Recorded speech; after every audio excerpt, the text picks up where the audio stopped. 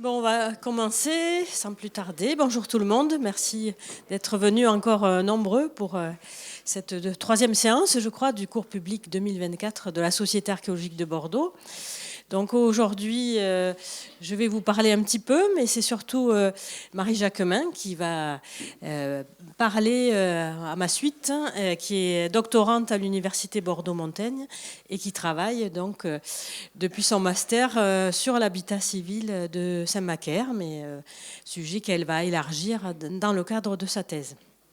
Donc cette conférence va nous permettre d'évoquer quelque chose qui est assez peu présent finalement dans l'exposition des villes médiévales de Gironde, toujours le dialogue entre l'exposition et le cours, puisque les sources écrites sont assez peu nous renseignent assez peu sur cet habitat civil en dehors de quelques inventaires après décès dont on a la chance d'avoir quelques exemplaires concernant Saint-Macaire, pas assez, contrairement à Saint-Émilion.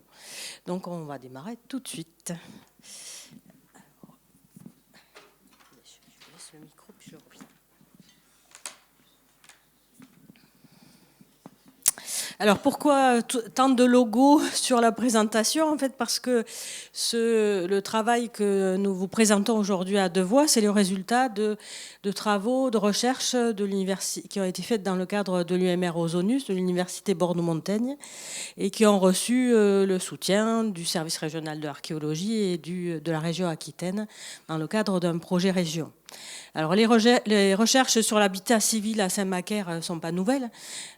J'aurais tendance à dire qu'on n'a pas inventé grand-chose. Avant nous, on a eu de brillants prédécesseurs, en particulier bien sûr Léo Drouin, qu'on ne peut pas ne pas évoquer lorsqu'on parle de l'archéologie médiévale en Gironde notamment, qui a été avec Désiré Antoine Virac, avec lequel il a travaillé, pour lequel il a fait un plan de Saint-Macaire, qui s'est intéressé, comme à l'ensemble des villes de Gironde, à dresser une monographie de Saint-Macaire, mais aussi à dessiner et à représenter son riche patrimoine civil. Donc ici, pour passer, donc ville de Saint-Macaire, qui le représente comme composé de plusieurs enceintes successives. Ici, ce qui est considéré comme la première enceinte, on va y revenir tout de suite avec le travail de Marie Jacquemin, qui est en fait la première enceinte fortifiée, maçonnée, mais certainement qu'il y a eu d'autres enceintes antérieures, qui n'ont pas laissé de traces en élévation aujourd'hui, mais qui en ont laissé dans le parcellaire. Et puis l'extension de cette enceinte autour des deux faubourgs de Saint-Macaire, d'un côté le quartier du Touron et de l'autre côté le quartier de Randès.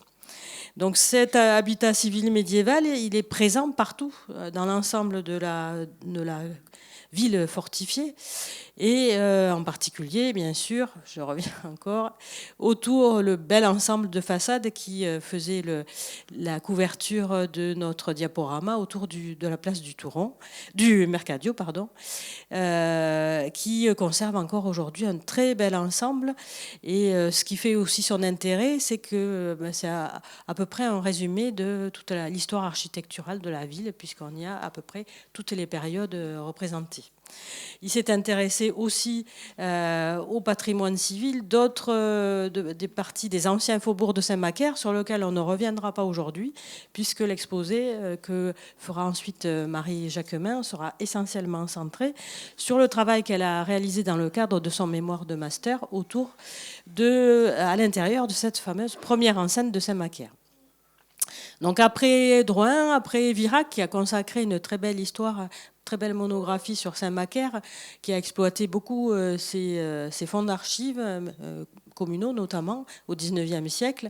Il faut attendre les années 1970 pour voir un travail de fond et de très grande qualité qui a été consacré par Sylvie Desaubos à la fois à l'Aréole et à Saint-Macaire dans le cadre d'un mémoire de maîtrise qu'elle avait réalisé sous la direction de De Jacques Gardel, oui. 20 ans après, à peu près, on a réalisé avec mon collègue Éric Gassi, qui est aujourd'hui conservateur régional d'archéologie en Guyane, comme quoi l'archéologie médiévale mène à tout, un inventaire archéologique de Saint-Macaire sous forme d'un plan d'occupation des sols historiques et archéologiques, collection qui était dirigée par Jean-Bernard Marquette, dont nous avons parlé il y a 2 séances.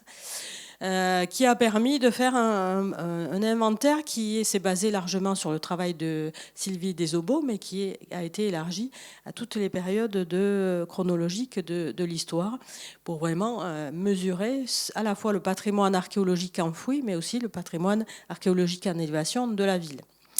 Depuis, je m'intéresse toujours à Saint-Macaire. J'ai donné quelques mémoires de master sur ce sujet, notamment le très bon travail qui avait été fait par un étudiant originaire de Saint-Macaire qui avait travaillé sur la topographie et sur les sources de Saint-Macaire, Jean Broustet, mais aussi un travail qui avait été donné par Sandrine Lavaux à Virginie Loas, justement, à propos de ces inventaires après décès que j'évoquais tout à l'heure, qui permettent de rentrer dans l'intimité des maisons en décrivant leur organisation et leur ameublement, malheureusement en nombre pas suffisant pour renseigner beaucoup cet habitat civil et ses dispositions à Saint-Macaire.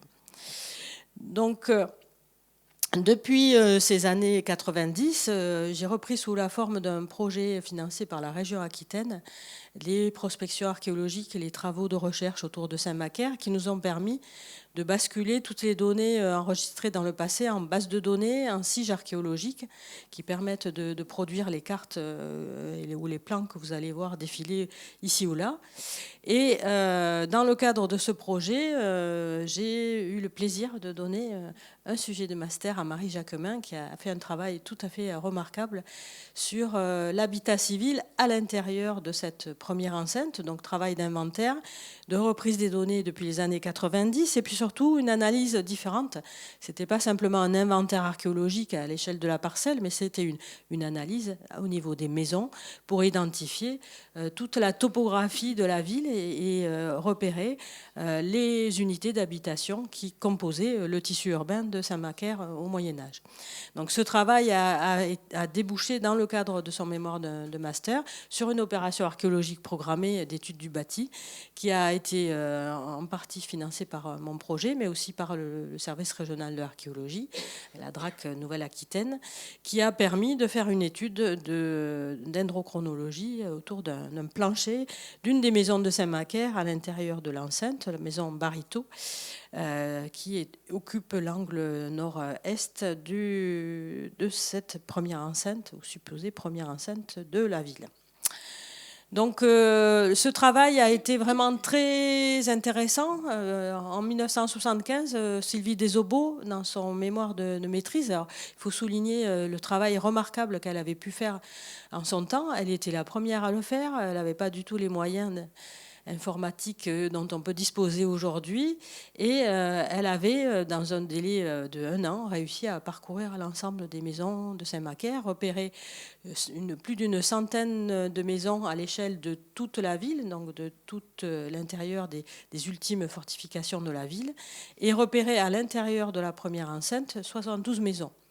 Donc dans les années 90, on a repris son travail, on a eu un peu plus de temps pour le faire et donc repérer d'autres sites, des sites supplémentaires, repérer 180 sites, donc en gros un par parcelle, parfois un site égale plusieurs sites forment une seule maison en réalité, et dont 117 à l'intérieur de la première enceinte. Aujourd'hui, donc à peu près avec un rythme de tous les 20 ans, on voit aussi, on peut mesurer l'évolution de ce patrimoine bâti, voir aussi les destructions potentielles, les remaniements, mais aussi les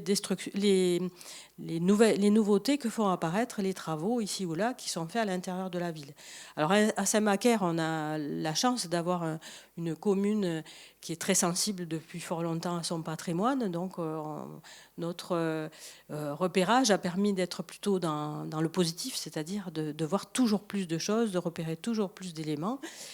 Évidemment, parfois dans un état de ruine ou de très partiel, mais un patrimoine très très important. Et donc là, je laisse la parole à Marie Jacquemin qui va vous en parler directement. Donc mon travail a consisté s'est déroulé en 2 temps. Donc Madame Faravel vous l'a dit, j'ai d'abord réalisé une synthèse actualisée de la manière de construire et d'habiter dans sa maison à Saint-Macaire par des prospections donc menées en 2022 à l'intérieur de cette grande enceinte rectangulaire dont on vous a parlé. Et dans un deuxième temps, j'ai donc étudié plus exhaustivement la maison Barito. Donc ici, je vous présente une carte qui fait état des prospections et des connaissances des maisons médiévales de Saint-Macaire. Toutes les parcelles colorisées avec une couleur sont des bâtiments où l'on reconnaît une trace d'architecture médiévale et ou de la Renaissance. Les maisons grisées sont celles sont là où les habitants m'ont ouvert leurs portes et où j'ai pu visiter les intérieurs et donc comprendre un petit peu comment était aménagée la maison médiévale de Saint-Macaire. Donc, je me suis donné une exploration thématique de l'habitat civil que je vais vous retracer à grands traits, que ce soit au niveau technique et spatial, comment on implante sa maison, comment on la bâtit, et enfin, comment on la décore, comment on l'habite, finalement, quelle forme se dégage de tout ce corpus de maison. Et enfin, finalement, en guise de synthèse chronologique, quel récit urbain dans l'espace peut-on dresser à Saint-Macaire ? Donc tout d'abord, regardons comment on implante et on bâtit sa maison. Donc ici, voici une carte qui résume la chronologie architecturale des maisons de Saint-Macaire. Vous voyez bien que les cases saumon quadrillées de jaune sont en fait des maisons qui mêlent une architecture médiévale et une architecture de la Renaissance. Et c'est vraiment ce qui caractérise un petit peu Saint-Macaire et qui fait son beau faciès, c'est cette architecture diachronique qui entremêle les caractères médiévaux et les caractères de la Renaissance. Et les maisons en jaune, les parcelles en jaune, sont des maisons où il y a uniquement des caractères de la Renaissance. Donc finalement, à la Renaissance, on a plutôt embelli ces maisons, on les a quelque part reprogrammées, je détaillerai un petit peu plus tard, mais on n'a pas effacé l'architecture d'avant la guerre de Cent Ans. Donc si on regarde le premier cadastre napoléonien de Saint-Macaire de 1810, on voit bien que la manière dont on implante sa maison, c'est qu'on bâtit toute la parcelle. Tout ce qui est en rouge, c'est du construit. Donc les maisons sont des maisons blocs, elles occupent toute la surface de la parcelle. Alors il y a aussi un modèle médiéval qu'on connaît bien, ce sont 2 corps bâtis aux extrémités de la parcelle, séparés par une cour qui peut accueillir un escalier ou une galerie. Cette disposition-là, on la retrouve un tout petit peu ici, au niveau de la rue Carnot, l'actuelle rue Carnot, et par là de la maison Larocque, dont on a vu un dessin de Léo Drouin un petit peu plus tôt. Il y a aussi quelques andrones. Ces andrones, ce sont, on peut dire aussi entremis, ce sont des espaces laissés entre les maisons qui ne permettent pas forcément de circuler, mais qui agissent plutôt en tant que coupe-feu et qui permettent aussi d'évacuer les eaux de pluie des toitures et les eaux usées des éviers et des latrines. Donc ici, il n'y en a qu'une qui a été représentée sur le cadastre, parce que finalement, on peut y circuler. Mais sinon, elles sont plutôt larges, elles sont en entonnoir, en plan, et elles font parfois juste 10 cm de large. Et donc ici, je vous le remontrerai sur une photo, mais ici, celle-ci fait 10 cm de large.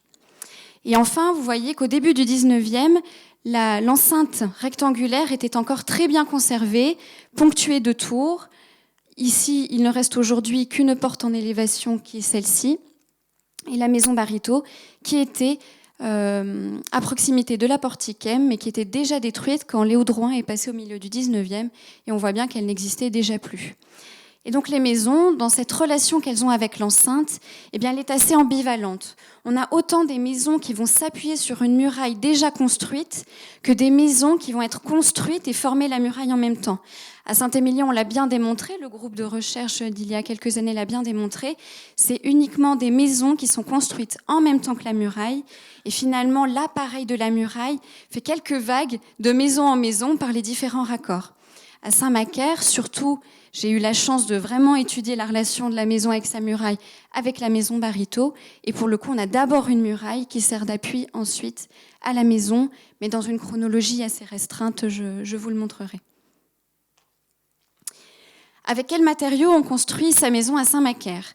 Saint-Macaire est construite sur un promontoire rocheux de calcaire, un calcaire jaune, donc on dit calcaire à astérie, et qui a donc servi directement de carrière pour bâtir ces maisons entre le XIIIe et le XIVe siècle. Avant, on n'a pas d'architecture antérieure au XIIIe siècle à Saint-Macaire identifiée, encore en élévation.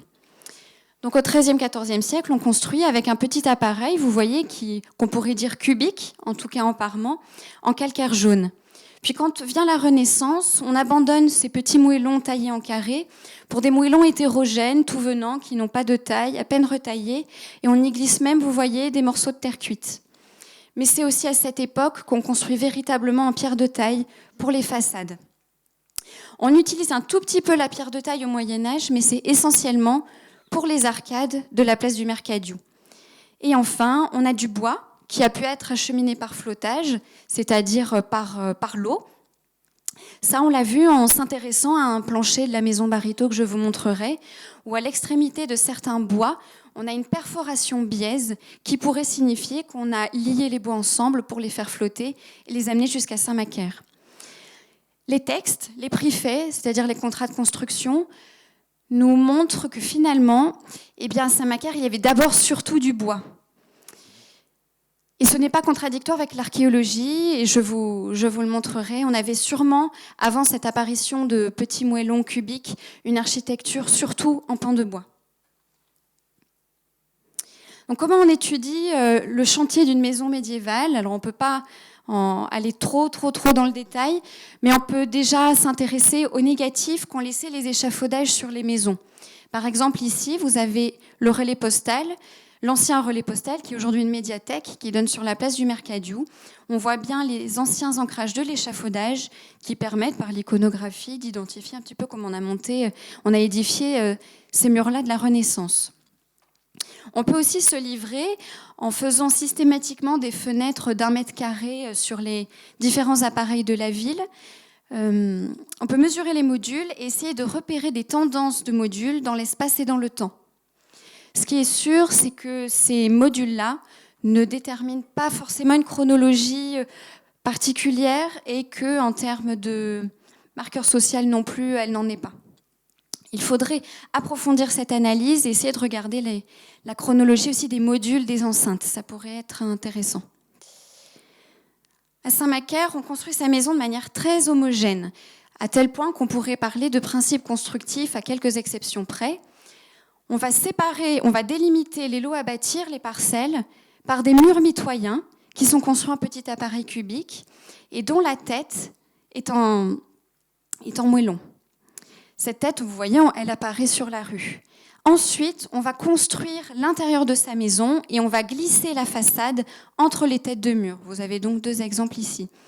Et donc, la présence de ces têtes de mur visibles sur la rue permet aussi de proposer, en effet, que ces façades maçonnées ont pu remplacer des façades en pan de bois qui étaient également glissées entre les têtes des murs. On a quand même quelques exceptions. On a ici une maison médiévale en ruine, mais qui était très massive et dont sa façade est exceptionnellement chaînée à son mur latéral. Et d'ailleurs, petit détail, une maison de la Renaissance est venue s'appuyer contre elle. De manière générale, à Saint-Macaire, les façades sont surtout en gouttereau sur rue. Le mur gouttereau, c'est le mur qui porte la gouttière. Pour quelques maisons d'angle, évidemment, on peut avoir un petit pignon sur rue qui est surtout obtus, qu'on va appeler pignon à la guise de Bordeaux, contrairement aux pignons qu'on dit à la guise de France, qui sont très aigus. J'en ai identifié 3 à Saint-Macaire, tous mutilés, et qu'on dit à la guise de France parce qu'on pense que c'était le marqueur d'une fidélité à la couronne de France. Encore une exception à ce principe constructif, c'est le front sud, les maisons au sud de la place du Mercadiou. Alors c'est bien dommage parce qu'en fait il y a 3 nuances de rouge, donc il va falloir que je vous le décrive un peu plus. Mais faites-moi confiance, les maisons au milieu sont en fait un noyau primitif qui a servi d'appui aux maisons qui se sont ensuite appuyées les unes contre les autres successivement. Là, ici, ces contreforts sont médiévaux, donc on avait bien un front de place qui était entièrement médiéval. Et vous voyez que les façades en jaune sont des remaniements de la Renaissance. Alors qu'au nord de la place, même si les façades ont été très remaniées à l'époque moderne, on voit toujours les contreforts qui sont bien médiévaux et qui montrent bien que là, de ce côté, on a bien délimité les parcelles avant de construire les maisons. Une autre exception encore, c'est à l'est de la place, on a une maison qui n'avait d'abord pas de couvert. Elle avait une simple façade. Cette façade, la façade primitive, c'est celle qu'il y a derrière. Comment on peut le voir ? Eh bien parce que l'arc qui fait la largeur du couvert, donc qui est derrière ici, c'est celui-ci. Il vient s'appuyer sur la façade médiévale et il vient même manger un pied droit de l'ouverture. Et si on regarde le revers de cette façade primitive, ici, cette ouverture, c'est celle-ci, on s'aperçoit qu'il y a une fenêtre médiévale bouchée qui devait donc donner sur un espace. Est-ce que c'était sur la place ou sur une rue ?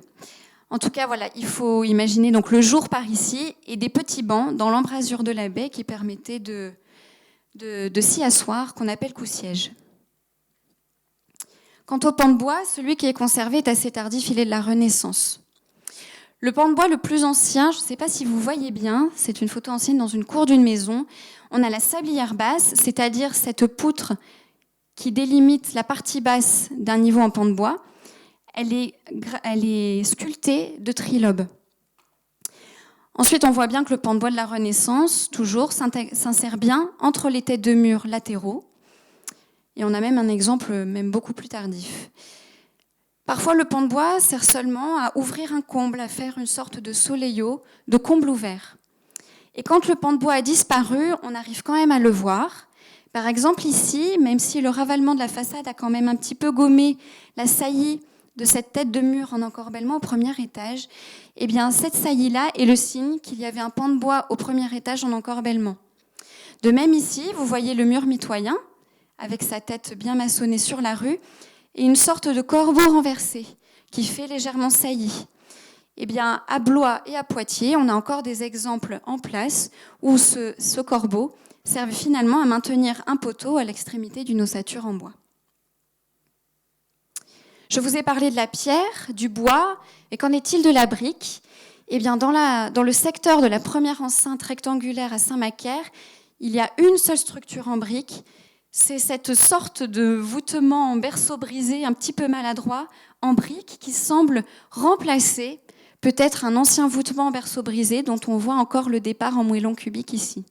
Et dans un troisième temps, cette cave a été de nouveau voûtée avec de la pierre de taille. Ici, c'est la même cave de la maison Larocque, en s'appuyant sur le soubassement médiéval. Ça me permet de faire la transition et maintenant de rentrer à l'intérieur des maisons, en commençant par la cave, par le niveau bas. Il y a une 50aine de caves connues à Saint-Macaire et la synthèse actuelle a permis de renouveler les connaissances parce que nous en avons découvertes de nouvelles. Ici, une carte pour vous montrer un petit peu où elle se localise, finalement autour du Mercadiou et le long de la rue Carnot, ainsi qu'autour de ce pôle-là dont je vous parlerai.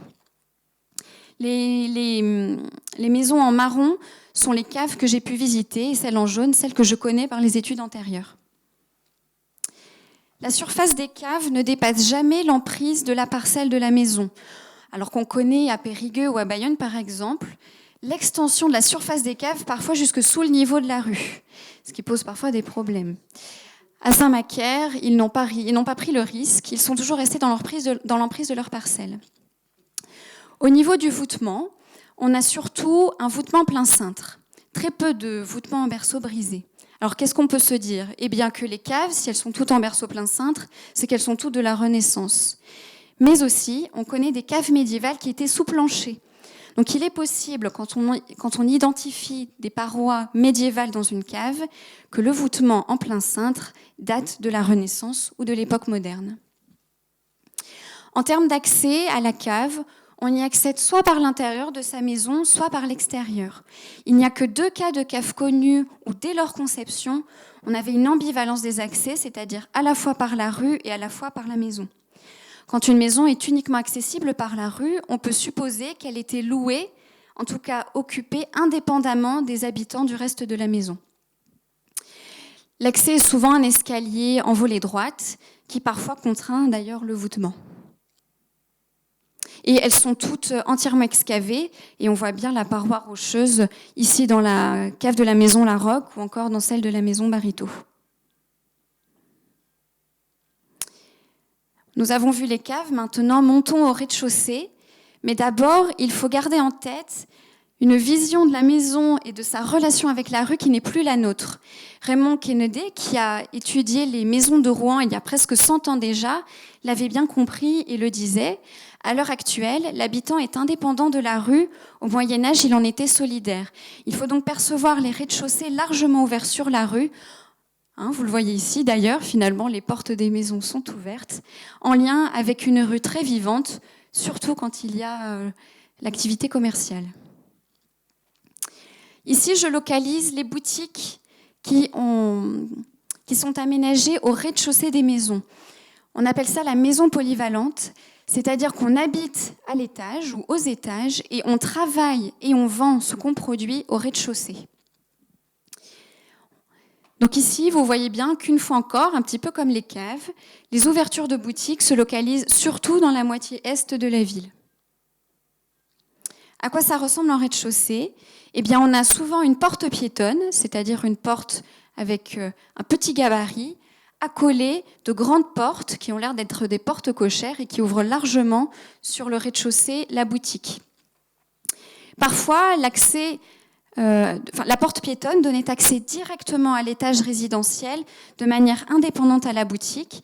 On le voit bien ici, il y a un jour qui devait éclairer le couloir avec l'escalier qui montait directement au premier étage. Et parfois, on a une simple fenêtre avec un appui proéminent sur la rue qui pouvait permettre, pourquoi pas, d'y adosser quelques éléments en bois pour étaler son produit sur la rue. Les rez-de-chaussée à Saint-Macaire au Moyen-Âge sont excavés, c'est-à-dire qu'ils sont plus bas que le niveau de la rue. À la Renaissance, on va profondément remanier la distribution de la maison et on va rehausser tous les planchers. On va rehausser le niveau du rez-de-chaussée au niveau de la rue et on va remanier les planchers. C'est l'occasion d'y insérer des corbeaux sculptés qui sont après tout ravissants. Et aussi donc d'insérer dans les murs un petit peu plus anciens des planchers. Voici le plancher de la maison Barito. Retenez bien sa structure porteuse. On a 2 poutres maîtresses sur un corbeau, chacune, soutenues, dont la portée est réduite par 2 aisseliers, eux-mêmes disposant de leur corbeau, à l'intermédiaire desquels il y a une sorte de semelle moulurée. Donc cette maison Barito, la voilà à l'angle de la muraille et près de la portiquaine dont je vous parlais. Et voici à quoi elle ressemblait quand Léo Drouin y est passé au milieu du XIXe siècle. Aujourd'hui, de ces portes-là, il ne reste plus rien. On voit encore le petit jour et les belles baies géminées. Je vous ai montré une orthophoto au début pour vous parler du principe constructif. Donc voici en plan la maison Barito. C'est dans cet espace-là et sur 3 étages qu'était disposé le plancher que je vous ai montré. Il ne reste que celui qui couvre le rez-de-chaussée. Il date de la Renaissance parce qu'il est contemporain des paliers d'un grand escalier monumental au centre de la maison qui est venu transformer la maison forte médiévale en hôtel particulier. Et on voit bien, alors ça c'est la dernière phase médiévale. Au début, on construit la muraille contre laquelle on appuie des refends et au sommet, on va finalement prolonger le volume pour faire une tour sur l'angle de la muraille. Donc ce plancher a été daté par dendrochronologie pour essayer de dater le moment d'installation du plancher. Il ne présentait pas de traces de remploi, c'est-à-dire qu'on pouvait supposer qu'il était neuf quand on l'a installé à la Renaissance. Et d'ailleurs, dans l'iconographie, on retrouve des parallèles de la même époque, de la fin du XVe siècle, avec ses poutres maîtresses, les semelles moulurées, voire des aisseliers et les corbeaux. La dendrochronologie, on date l'âge d'un arbre au moment de son abattage. On compte les cernes, on les mesure et ça nous fait une sorte de courbe en zigzag. Et en fonction de l'endroit où l'arbre a grandi et de son époque, la courbe prend une forme différente. On a, avec tous les arbres qu'on a étudiés, on a une longue référence de tous les bois abattus. Donc on va confronter la mesure et la courbe des cernes des bois qu'on a prélevés ici au référentiel pour recaler la courbe dans le temps. Et donc ce plancher était daté de 1366, milieu du XIVe siècle. Moi je le datais de 100 ans après. Pourquoi ? Eh bien ça ne renouvelle pas la chronologie de la maison qui reste cohérente, mais finalement, on avait une structure médiévale d'un plancher homogène qui a été récupérée ici. Alors, est-ce que c'était le plancher médiéval de la maison ou d'une autre maison en ville? On ne pourra jamais trancher. En tout cas, le remploi des bois en ville est tout de même assez fréquent. Au niveau des solives, quelques solives aussi ont été datées. Donc, ce sont ces bois qui sont à l'intermédiaire des poutres maîtresses et des planchers. Certaines montrent bien du remploi, puisqu'il y en a une qui est datée avec un certain risque d'erreur du XIe siècle, et une autre de 1466. Alors, c'est un peu faible parce qu'il n'y en a qu'une qui est datée de 1466, mais elle pourrait, pourquoi pas, s'approcher de la mise en œuvre à la Renaissance du plancher. Et là, je vous ai mis une petite illustration pour vous montrer le prélèvement à la tarière d'une carotte de bois dans le biais de la pièce de bois, et une carotte prélevée ainsi, ça fait la taille d'un stylo bic. Donc on aménage sa maison à l'intérieur, on remanie les planchers à la Renaissance, et si on revient un petit peu avant, finalement, quelles sont les traces des occupations anciennes des maisons? Eh bien, les équipements, que ce soit les cheminées, les éviers, les placards et les latrines, étaient au Moyen-Âge construits dans les murs. Évidemment complétés de quelques meubles, mais vous comprenez bien qu'on n'en a plus beaucoup la trace. Donc je vous ai mis ici quelques exemples avec une cheminée. Malheureusement, on ne la voit pas bien, mais vous avez encore ces pieds droits et des tablettes, des petites tablettes en éventail qui marquent bien une cheminée médiévale. On a aussi un exemple d'évier où l'eau s'écoulait soit dans l'épaisseur du mur latéral, ils sont souvent insérés dans les murs latéraux, soit alors s'écouler jusque vers la tête de mur directement dans la rue. Donc ici était le bassin, décoré de petites consoles, avec des tablettes latérales qui permettaient d'entreposer la vaisselle. Et au départ de l'arc, on a 2 impostes où on pouvait y installer une planche. Et enfin, un exemple de placard. Nous n'en connaissons que 2 de ce type à Saint-Macaire, à 4 compartiments. À la Renaissance, vous voyez que les formes évoluent. Les cheminées deviennent plutôt monumentales dans certaines maisons, pourquoi pas rehaussées de peinture. Les arcs qui couvrent les éviers sont aussi différents. Les placards assez simples, et enfin c'est l'escalier en vis qui apparaît à cette époque-là. En termes de charpente et de couverture, nous montons au dernier niveau de la maison. Eh bien, les charpentes médiévales n'ont pas réellement été identifiées. D'une part parce que c'est difficile d'accéder au comble des maisons, et d'autre part parce qu'à Saint-Macaire, quand Bordeaux a fait ses grandes constructions au XIXe et a eu besoin d'un approvisionnement conséquent en calcaire, eh bien, la carrière médiévale sous Saint-Macaire, dans le rocher de Saint-Macaire, a été réexploitée et une partie des habitants ont vendu certains de leurs derniers niveaux pour la pierre. Je ne sais pas si vous le voyez, mais ici, par exemple, on se retrouve avec une croisée privée de son registre supérieur, contrairement à sa voisine.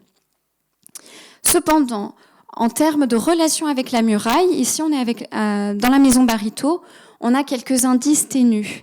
Ici, vous voyez, sous les gravats, sous les débris, c'est l'espace du chemin de ronde. On a ici des créneaux bouchés. Et sur le côté, on a ici un refend qui s'appuie sur la muraille et qui est bien médiéval. On a la trace d'un solin, c'est-à-dire l'implantation de la toiture contre le mur. Et on voit bien, comme à Saint-Émilion, que ce solin vient à la base, au bord intérieur du chemin de ronde, et les eaux de pluie s'écoulaient ensuite par un chéneau qui traversait l'espace du chemin de ronde vers la campagne, vers les fossés. Au niveau des toitures, on voit bien qu'à Saint-Macaire, elles sont tout à fait diachroniques. Regardez cet entrelac de pendages de différentes orientations. Mais on peut penser qu'on a surtout de la tuile canal, comme aujourd'hui, cela a été bien prouvé par l'archéologie dans le midi de la France. Finalement, quelle forme peut-on dégager, surtout sur l'ensemble de ce corpus à Saint-Macaire? Au Moyen-Âge, on a finalement la maison bloc qui occupe toute la surface de sa parcelle, qui ne fait qu'un bloc. On a des maisons un petit peu plus cossues qui se distinguent des autres par leur apparat, surtout au premier étage, et leur rez-de-chaussée largement ouvert sur la rue. Et enfin, on a ces maisons fortes qui ont une valeur, une charge défensive. Ici, la maison Bariteau, vous voyez, la tour, elle est encore plus haut, dans l'angle de la muraille, ou encore ici, la maison Lano, qui a été détruite, mais qui s'appuyait sur un mur écran tout à fait impressionnant. Au XVIe siècle, l'architecture du XVe siècle à Saint-Macaire est très peu connue, comme finalement c'est la tendance ailleurs. Au XVIe siècle, vous voyez que les formes changent. On retrouve à peu près les mêmes modèles, toujours la maison bloc, assez simple, la maison polyvalente dont l'apparat prend des formes un petit peu différentes du Moyen-Âge. Et on a la création de ce type, que sont les hôtels particuliers, issus de la fusion de plusieurs anciennes unités médiévales, comme la maison Barito, avec la création de son escalier qui est venu redistribuer l'ensemble de la maison. Et le XVIIe siècle, après l'âge d'or du XVIe siècle, où on a largement reprogrammé et reconstruit ces maisons, dans un contrat de construction, il est même bien dit, on édifie de nouveau la maison.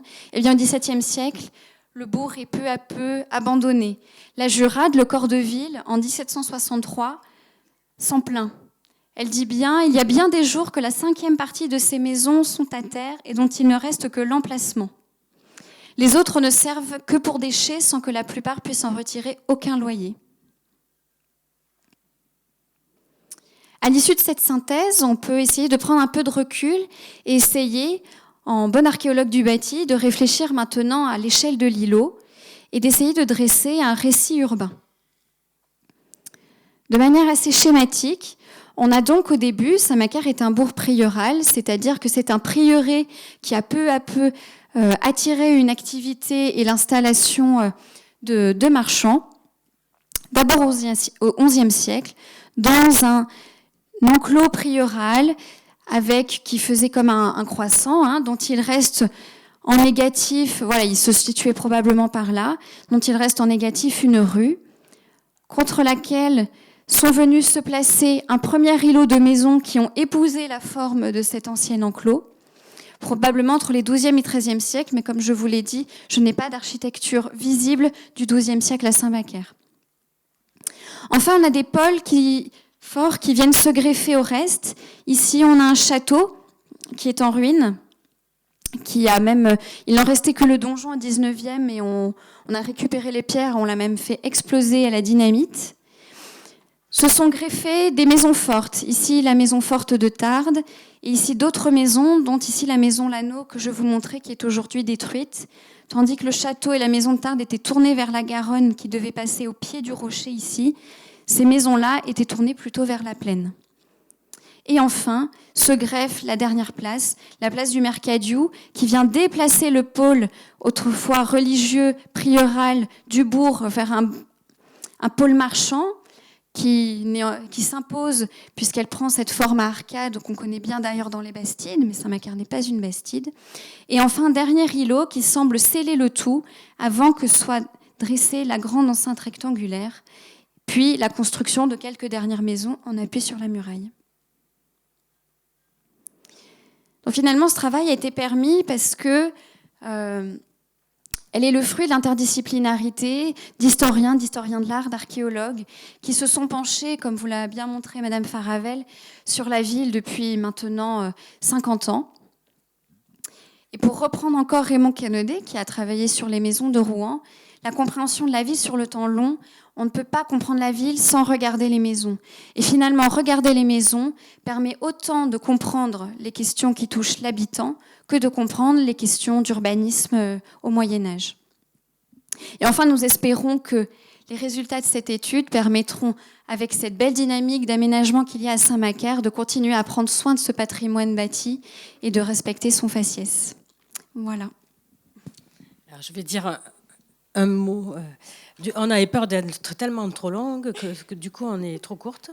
Mais je vais revenir sur les conclusions de Marie. Son travail est remarquable et on l'a réalisé un peu à l'aveugle. C'est-à-dire qu'on ne voulait pas, et notre présentation, vous l'aurez remarqué, n'a pas posé les cadres chronologiques au début pour essayer de voir si l'archéologie du bâti pouvait en elle-même reprendre ou remettre en question les propositions, les datations traditionnelles qui sont faites pour Saint-Macaire pour construire son histoire depuis Léo Drouin. Et donc, je vous avais dit au départ, la première enceinte où ceux qui étaient considérés comme première enceinte, n'est certainement pas la première enceinte. Donc c'est une observation que quand on avait réalisé le POCHA et quand j'ai continué à travailler sur la ville, j'avais pu faire, mais à partir de pas grand-chose. Sinon, la morphologie urbaine, donc ce que Marie vous a montré avec cette partie-là, bon, qui est esquissée à grands traits, mais en fait qui se lit très bien dans le parcellaire, en particulier dans le parcellaire du cadastre napoléonien, où si on arrive à suivre les limites cadastrales, on voit en fait quelque chose qui va jusque-là et qui en sert toute une série d'espaces qui sont aujourd'hui en jardin ou espaces vides. Et ces informations, depuis quelques années, on a pu les mettre en parallèle avec de rares interventions archéologiques qui ont pu être faites à Saint-Macaire, notamment lors de la construction d'une EHPAD, d'un EHPAD à l'intérieur de cet îlot-là, où on a pu observer des traces très ténues, pas reconstituées de maisons, mais une occupation du XIe, XIIe siècle dans ce secteur-là, sans pouvoir dire comment ça fonctionnait. Et effectivement, on est à l'origine du bourg de Saint-Macaire, c'est-à-dire un bourg qui est né du prieuré, donc, dont on voit toujours la majestueuse église Saint-Sauveur, qui est toujours bien présente et bien conservée, dont les bâtiments sont partiellement conservés grâce aux soins de l'équipe des jeunes qu'avait réuni Jean-Marie Billat en son temps, qui sont appuyés justement sur le rempart ici. Et cet espace du prieuré se prolongeait très certainement le long de la vallée, puisque, vous le rappelez tout à l'heure, la vallée de la Garonne est immédiatement en contrebas. Aujourd'hui, la Garonne s'est éloignée, mais au Moyen-Âge, elle battait très certainement les pieds de la falaise rocheuse sur laquelle Saint-Macaire est établi. Et à une époque que je vais essayer de déterminer dans le travail que je mène sur le château actuellement, on a construit un château ducal qui est venu, comme à La Réole, un petit peu mettre un point de contrôle sur la puissance du prieur de Saint-Macaire. Donc il y a toute une chronologie qui est complexe, qui n'est pas bien connue encore, autour de ce premier noyau. Quand est-ce que vient s'intégrer ce château, qui est un peu à l'articulation des pôles.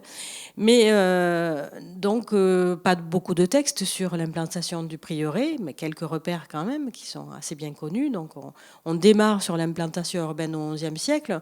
On sait par les fouilles du prieuré, notamment, qu'il y a eu une occupation antique sous l'église, sous le prieuré. Quelle occupation dans le haut Moyen-Âge, ça, on n'en sait rien pour l'instant, mais il est aussi fort possible qu'il y ait eu un embryon d'occupation alto-médiévale ici. Donc, l'étude du bâti civil concentrée sur le premier noyau, sur cette première enceinte, c'était volontaire aussi de donner ce sujet qui nous prive de parler de la maison Messidan. Vous avez peut-être été frustré de ne pas entendre parler des belles caves ou de construction d'autres parties de Saint-Macaire. Mais centrer l'étude de cet habitat sur cette partie de Saint-Macaire, c'était aussi vouloir avoir un repère antéquem, si vous voulez, un début des constructions en élévation conservée pour pouvoir ensuite essayer, peut-être un jour, de développer une archéologie de terrain qui permettra de remonter le temps en deçà ou avant le XIIIe siècle et ses premières manifestations de cet habitat civil.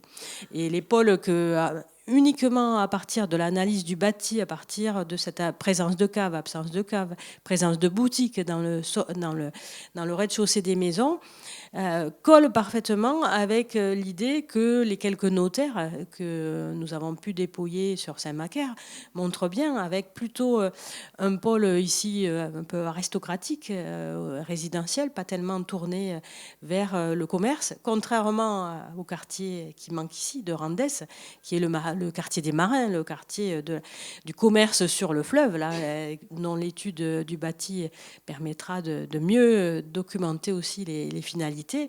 Et puis ici, les traces d'un bourg marchand à Saint-Macaire, qui est certainement antérieure à toutes les bastides de l'entre-deux-mers et qui est une volonté seigneuriale du prieur de Saint-Macaire, qui n'a pas attendu d'avoir l'accord ou un paréage comme dans les bastides avec le roi-duc pour créer une extension urbaine dédiée au commerce et afficher par la création de ce marché, avec une place dédiée au marché, la volonté de faire de Saint-Macaire un pôle économique aussi important que la concurrence voisine de Langon, la ville rivale depuis des siècles de Saint-Macaire, mais aussi un pôle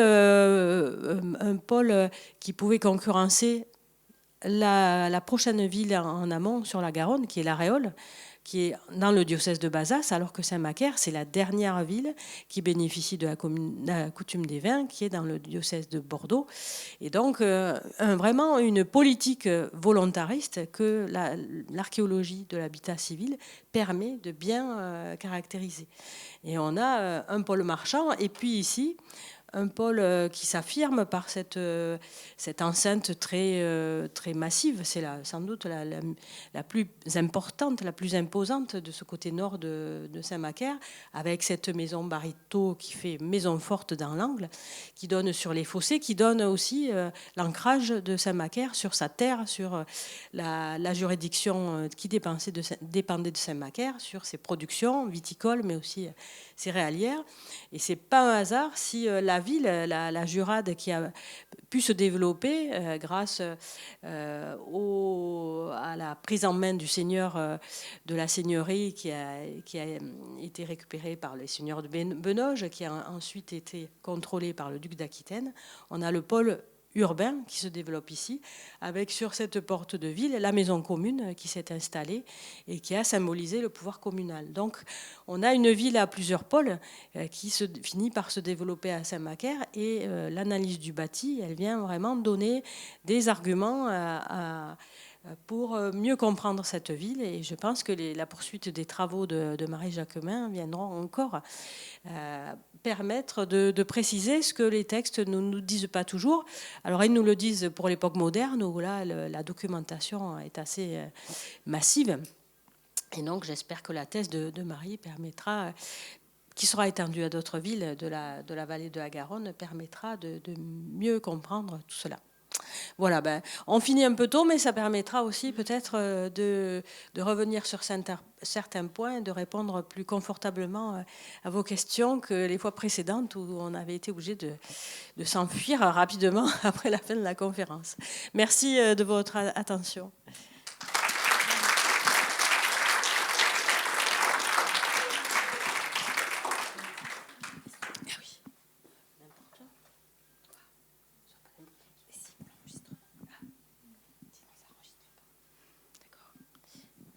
Alors, est-ce qu'il y a des questions ?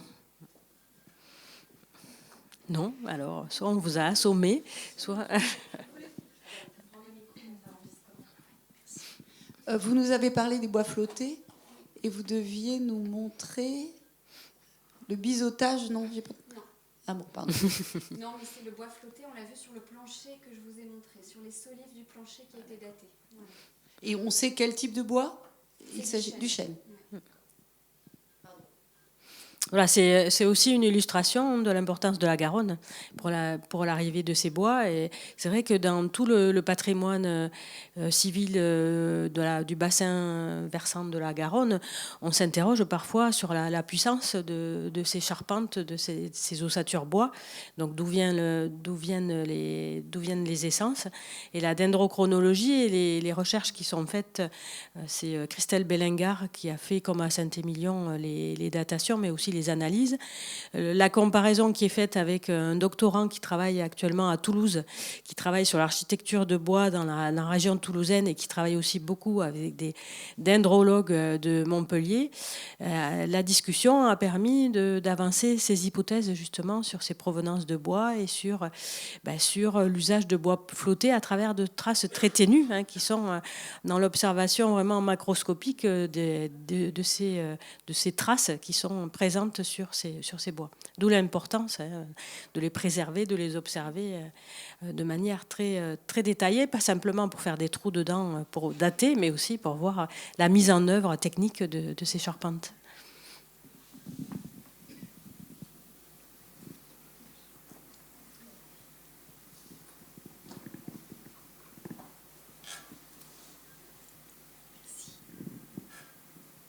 Oui, vous nous avez parlé des matériaux qui avaient permis la construction d'ouvrages en moellon ou pierre, et vous avez signalé qu'il y avait justement comment on appelle ça, des carrières dans le secteur qui ont permis la construction de ces édifices. Est-ce qu'il y a des traces de ces carrières, des souterrains, des parties qui ont permis le transfert de ces matériaux vers le fleuve, justement, pour les transporter vers d'autres villes, puisque c'est un sol calcaire donc, qui peut être éventuellement propice à des souterrains ou à des passages. Et sous les maisons, il n'y a pas de passage non plus comme ça qui permettent d'aller d'une maison à une autre? Non. Non. Non, pas identifié en tout cas. Alors si, il y aurait un couloir au nord du Mercadiou, entre deux maisons, mais je ne l'ai pas vu, je n'en ai que les témoignages. Pour les carrières, dans le rocher de Saint-Macaire, on connaît surtout l'exploitation moderne, enfin contemporaine, du 19e siècle. Elle se visite aujourd'hui, et donc on peut visiter les pièces qui ont même été réexploitées après en diverses salles de fête courant 20e. Voilà. Oui, en fait, quand on revient sur le plan général, sur lequel je n'ai pas trop insisté tout à l'heure, de Saint-Macaire, donc on voit la position de la Garonne aujourd'hui, la position au XVIIIe siècle, déjà plus près, et puis un ancien ruisseau qui est ponctué dans deux zones qui s'appellent le port Nava, etc. Et donc on suppose que l'ancien tracé de la Garonne, c'était là. Et ce qu'on voit en pointillé, mais ça sort pas très bien sur le... Ici, là, on a quelques traces.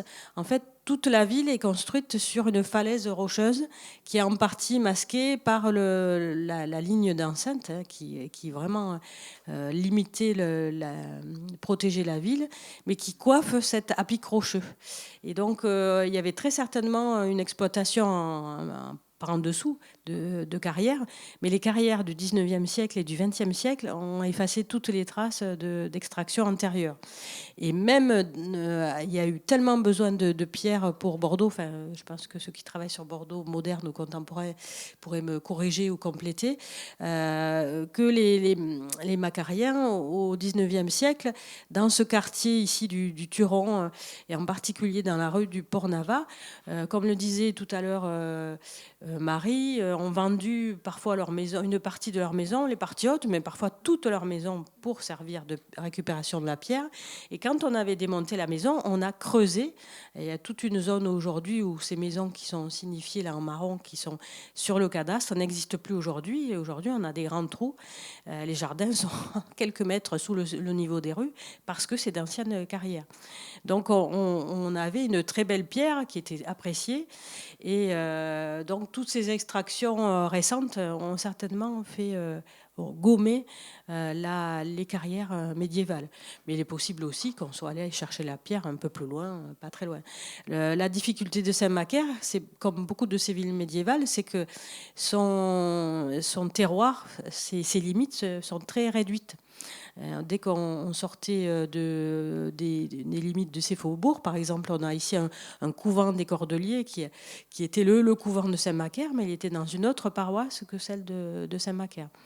Donc, si on avait des propriétés qui pouvaient être transformées en carrière, les possibilités étaient limitées aussi. Mais c'est vrai qu'on manque de données sur ces carrières médiévales. Et le creusement de la cave servait déjà de premiers matériaux, de première carrière. Je vous remercie d'avoir cité le travail de Sylvie Desaubos, parce qu'elle a été notre collègue à l'inventaire, et qu'on a été très triste d'apprendre son décès assez rapide, et qu'on est très content de voir ressusciter le travail. Merci beaucoup pour elle.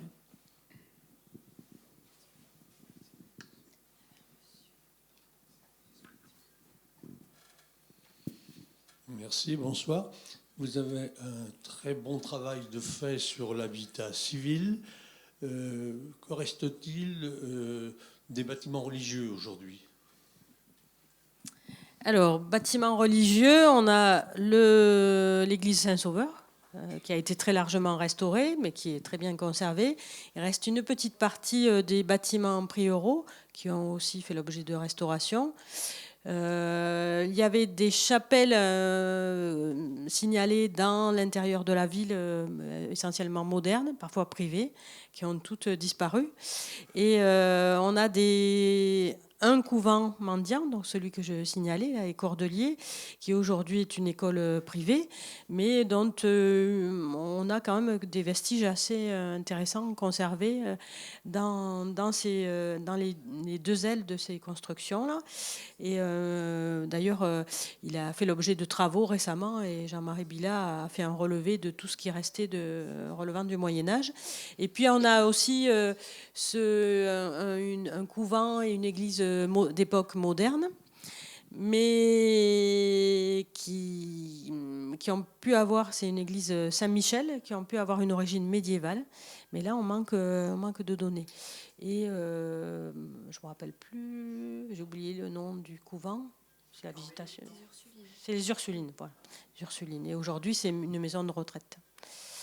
Donc, qu'est-ce qu'il y avait encore ? Je crois que c'est tout. Oui, il y avait une chapelle ici dans une maison, alors on ne sait pas comment l'appeler, un hôtel, un palais, ça s'appelle le Palais, qui avait une chapelle qui était bien connue, qui a été malheureusement détruite au XIXe siècle. Et puis tout de suite, quand on sort ici, là, on arrive dans la paroisse du Pian, donc on sort des paroisses et évidemment, il y a des églises paroissiales un peu partout autour. Mais la densité religieuse n'est pas très importante à Saint-Macaire. Oui. Comment s'explique le déclin au XVIIe siècle ? Est-ce que c'est par rapport à Langon aussi ?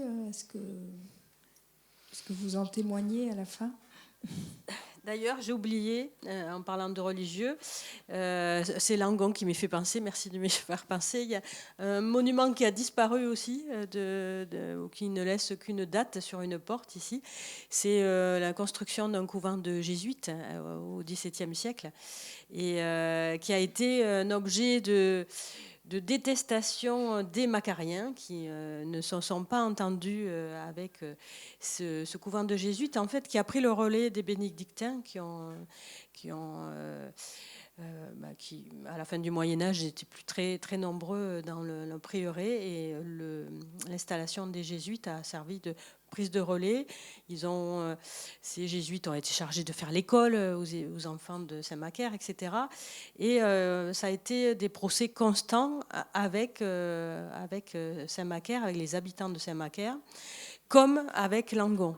Et effectivement, Langon, on aurait dû mettre aussi un plan de localisation, hein, c'est juste en dessous, là, un peu au sud-ouest de Saint-Macaire. L'explication du recul, on l'a mal formalisée, mais c'est peut-être qu'une apparence aussi. Parce que la ville médiévale, Marie n'a pas trop insisté sur... elle a évoqué les maisons qui se raréfient, etc. Mais on a toute une construction d'hôtels particuliers à l'extérieur de Saint-Macaire. Et donc, on peut se demander si ce n'est pas aussi un souhait de s'aérer, d'avoir des maisons avec des parcs, d'avoir une construction un peu plus adaptée que celle dans cette ville qui a des îlots, comme Marie l'a expliqué, très réduits, très étroits, souvent des maisons blocs sans jardin. Donc c'est un peu comme aujourd'hui, quand on veut aller en ville mais qu'on veut absolument un jardin, c'est parfois compliqué. Et donc on a toute une série d'hôtels magnifiques dont il reste quelques éléments ici, et qu'on a inventoriés dans le cadre du Pochat, qui font partie de Saint-Macaire aussi, mais assez récemment, puisque au XIXe siècle, la commune, qui se trouvait trop à l'étroit, a conclu des arrangements avec les paroisses voisines pour s'étendre un petit peu et avoir aussi un peu de terrain hors les murs. Voilà. Les notaires sont très bien conservés. C'est un travail en bonne médiéviste. On a un peu mis la poussière sur le tapis. C'est vrai qu'il y aurait un travail à faire avec nos collègues modernistes pour essayer d'envisager plus sérieusement cette ville moderne et les problèmes qu'elle peut rencontrer, qui expliqueraient éventuellement cette mutation dans la qualité de la ville. Mais je pense qu'il faut l'envisager hors les murs aussi.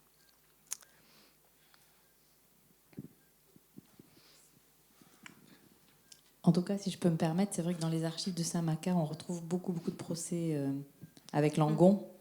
Il y a un document qui figure dans l'exposition, mais on a la suite pour la période moderne, et ça a dû mobiliser énormément d'énergie, ressources et d'énergie de l'administration communale. En fait, le procès, enfin, la difficulté vient c'est en grande partie la faute à la Garonne, parce que la Garonne, son cours est très fluctuant.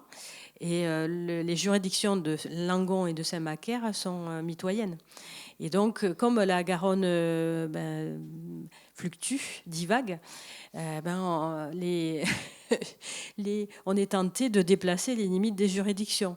Et souvent, ça se fait plutôt au détriment de Saint-Macaire et à l'avantage de Langon, dont la Garonne s'éloigne, accumule des terres, etc. Et donc, au bout d'un moment, on ne sait plus où mettre les fourches patibulaires, donc les lieux d'exécution des sentences, où placer les limites. Et donc, c'est un gros enjeu de rivalité entre les deux villes qui naît au Moyen-Âge, mais qui se prolonge pendant toute l'époque moderne. Bon, après, quand Langon devient chef-lieu d'arrondissement, la lutte est finie pour Saint-Macaire. Et puis le pont, quand on construit le pont aussi, ça règle aussi beaucoup de questions de franchir le fleuve, où on met le bac, parce qu'il n'y a pas de pont au Moyen-Âge, ni à l'époque moderne, avant le 19e siècle. Donc comment on franchit le fleuve, qui perçoit les octrois, etc. C'est sans fin. Alors le procès avec les jésuites aussi, Jean-Marie Bilal a étudié, c'est aussi très cauchemardesque.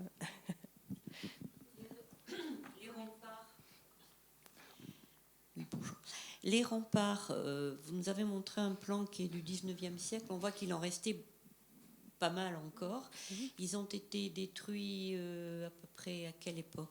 En fait, ils ne sont pas si détruits que ça. Je ne sais pas si vous voyez là sur le plan archéologique qu'on a fait, tout ce qui est en pointillé, ce sont des parties qui effectivement ont disparu, ou en grande partie disparu, mais qu'on peut retracer très facilement parce qu'elles sont encore présentes sur le cadastre de 1810. Oui, c'est ça. Voilà. Et entre 1810 et le second cadastre de 1847, on voit la différence. Oui, donc, voilà, ça me semblait assez frappant. Et là aussi, Marie veut intervenir, mais c'est peut-être aussi, ça a servi très certainement aussi de carrière de pierre. Et les fossés ont été vendus en 1816.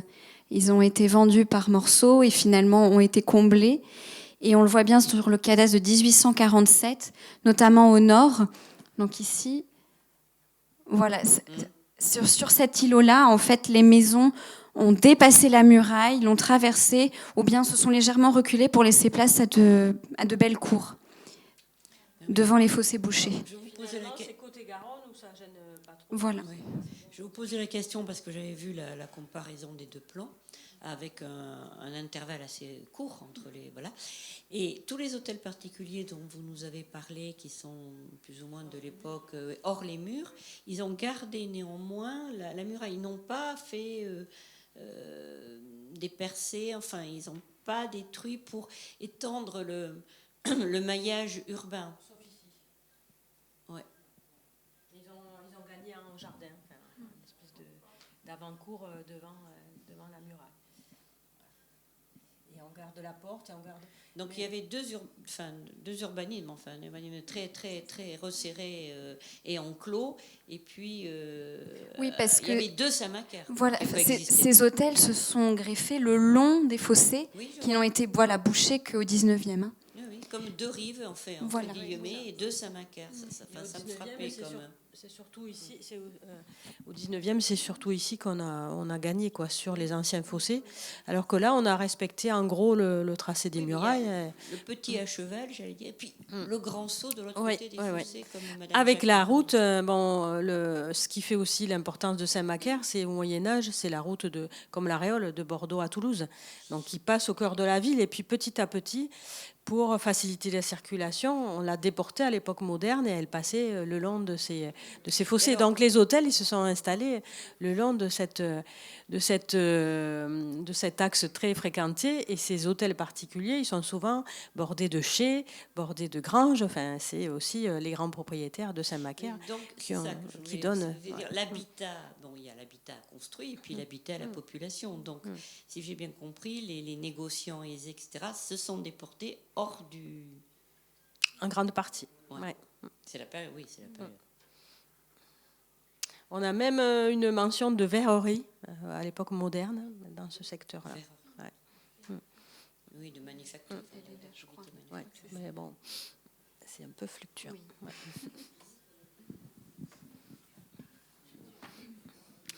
Bon, s'il n'y a plus de questions, on va lever le camp parfaitement à temps pour éviter de passer la nuit aux archives départementales, même si ça doit être charmant. C'est un autre projet. Oui. Merci à vous. Merci.